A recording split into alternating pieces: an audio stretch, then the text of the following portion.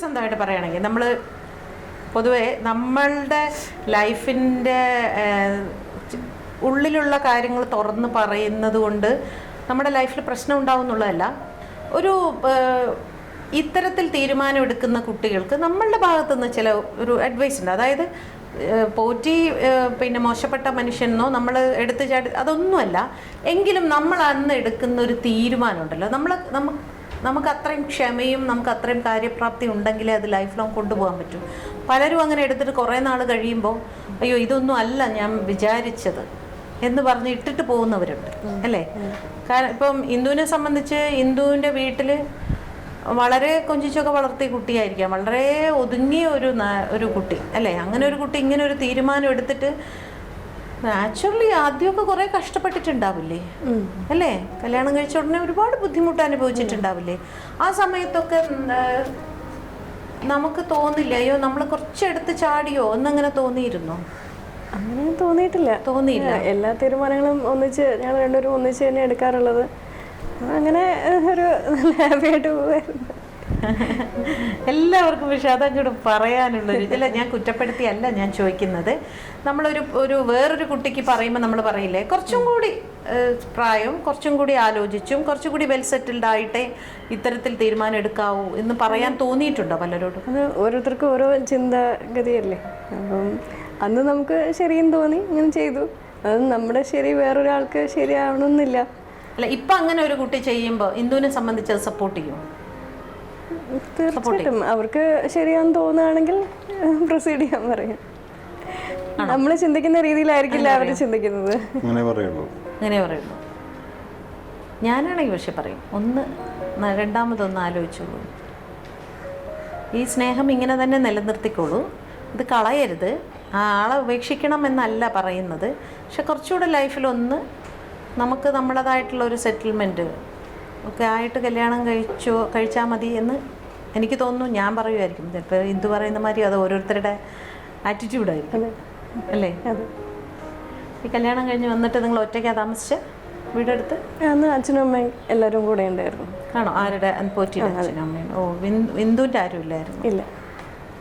അതുകൊണ്ട് ഒരു സപ്പോർട്ടീവായിരുന്നു അല്ലേ. അവരുണ്ടായിരുന്നുകൊണ്ട് അവിടെയാണ് കുറച്ചുകൂടെ നിങ്ങൾക്കൊരു ധൈര്യം ഉണ്ടായത് തോന്നുന്നു അല്ലേ. ചിലപ്പോൾ രണ്ടുപേരും ഇല്ലാതെ ഇരുന്നിരുന്നെങ്കിൽ വല്ലാതെ ജീവിക്കുകയാണെങ്കിൽ പല ബുദ്ധിമുട്ടുകളും നമുക്ക് താങ്ങാൻ പറ്റിയെന്ന് വരില്ല അല്ലേ. എങ്ങനെ ഇതൊക്കെ മാനേജ് ചെയ്യുമ്പോൾ ശരിയാണ്. ഈ പഠിക്കാൻ പോയ സമയത്ത് ഇതൊക്കെ അഭിനയം വേണ്ടാന്ന് വെച്ചിരുന്നു? ഇല്ല, എല്ലാം ഒന്നിച്ച് കൊണ്ടുപോയിരുന്നു. 3 വയസ്സ് മുതൽ ഡാൻസ് ചെയ്യുന്നുണ്ടായിരുന്നു. അന്നൊക്കെ ഒരുപാട് ഡാൻസ് പ്രോഗ്രാംസ് ഉണ്ടായിട്ടുണ്ട്. അപ്പോൾ ഡാൻസും പഠിത്തവും, സ്കൂളിൽ പോവും, വൈകുന്നേരം വന്നിട്ട് പിന്നെ ഡാൻസ് പ്രോഗ്രാമിന് പോവും, പിന്നെ രാത്രി വെളുപ്പിനൊക്കെ തിരിച്ച് വന്നിട്ട് പിന്നെ അടുത്ത ദിവസം സ്കൂളിൽ പോകും. അങ്ങനെ എല്ലാം ഒന്നിച്ച് കൊണ്ടുപോകുമായിരുന്നു. ചെറുപ്പം പോലെ അത് ഒരു പ്രാക്ടീസ് ആയതുകൊണ്ട് വേറെ ബുദ്ധിമുട്ടൊന്നും തോന്നിയിട്ടില്ല. പിന്നെ പഠിത്തം മാറ്റി വെച്ചിട്ട് ഇതിലേക്ക് തിരിയണമെന്ന് തോന്നിയിട്ടില്ല. രണ്ടിനും ഒരേ ഇമ്പോർട്ടൻ്റ് ആയാലും വേണം എന്നുള്ളതൊരു നിർബന്ധമായിരുന്നു അല്ലേ. അതെ, കാരണം ഒരു ജോലി വേണം എന്നുള്ളത്. ഇത് വെറുതെ നമുക്കൊരു ഒരു പാഷൻ മാത്രമാണ് അഭിനയം എന്ന് പറയുന്നത്. അങ്ങനെ പാഷനാണോ പ്രൊഫഷനാണോ? ഇത് രണ്ടുമാണ്. പഠിത്തത്തിന് വേണ്ടി ഇത് വേണ്ടാന്ന് വെച്ചിട്ടില്ല, ഇതിന് വേണ്ടിയിട്ട് പഠിത്തവും വേണ്ടാന്ന് വെച്ചിട്ടില്ല. രണ്ടും ഒരേ പോലെ കൊണ്ടുപോയിട്ടുണ്ട്. ഒരു ഫിലിം ചെയ്തില്ലായിരുന്നു? ഷോർട്ട് ഫിലിം ആയിരുന്നു? ഇല്ല, ദി ഫയർ എന്ന് പറഞ്ഞിട്ടുള്ളൂ. ഏത്? ദി ഫയർ എന്ന് പറഞ്ഞിട്ടുള്ളൂ. The fire. ഓക്കെ. അത് റിലീസ് ചെയ്തോ? റിലീസ് ചെയ്ത് കുഴപ്പമില്ലാതെ ഓടിയോടോ. അതെയോ? ആരായിരുന്നു ആർട്ടിസ്റ്റ്? അതിൽ മുരളിച്ചേട്ടൻ, ജഗദീഷ്, ശങ്കർ, ഭോവൻ, ആൽബുണൻ, കിരിക്കടൻ, ജോസഫ്, സലിംകുമാർ, ഇന്ദ്രൻസ്, ഐശ്വര്യ, കൽപ്പന, നല്ല സ്റ്റാർസ് ഉണ്ടായിരുന്നല്ലോ. ഏത് ഇയർ ആയിരുന്നു അത്? ആക്സിഡന്റ് തൊട്ട് മുമ്പുള്ള 2004 അല്ലേ. പിന്നെന്താ അടുത്തൊന്നും അടുത്ത പ്ലാനിങ്ങിലാണോ ഈ ആക്സിഡൻസ് ഒക്കെ ഉണ്ടായിരുന്നത്? ഓക്കെ. അപ്പോൾ ഈ ഇത്രയും കിടപ്പിലായ സമയത്ത് എങ്ങനെ ഇതൊക്കെ മാനേജ് ചെയ്ത് കൊണ്ടുപോയി? ഫാമിലിയും ചെലവുകളും ട്രീറ്റ്മെൻറ്റും ഒക്കെ വർക്ക് ഉണ്ടായിരുന്നു. പക്ഷെ എനിക്ക് തോന്നുന്നു ഇടയ്ക്ക് കുറച്ച് നാൾ ഇന്ദുവിനെ കാണാതിരുന്ന പോലെ തോന്നി. അപ്പോൾ ഞാൻ വിചാരിച്ചു കല്യാണം കഴിഞ്ഞതുകൊണ്ട് അഭിനയമൊക്കെ നിർത്തിയതായിരിക്കാം. ഇല്ല, അന്നും ഇങ്ങനെ ഒരു വർക്ക് ഒരുമിച്ച് 2-3 വർക്ക് അങ്ങനെ ഇല്ലായിരുന്നു. ഒന്ന് കഴിഞ്ഞ് അടുത്തത് അങ്ങനെയാണ് വന്നുകൊണ്ടിരുന്നത്. പിന്നെ ഇതിനു വേണ്ടി ഒരു ശ്രമമൊന്നും നടത്തിയിട്ടില്ല അതുവരെ. പുള്ളിയുടെ അച്ഛനും അമ്മയ്ക്കും ഇഷ്ടമാണോ എന്തു അഭിനയിക്കുന്നത്? ആണോ? എതിർപ്പൊന്നുമില്ല.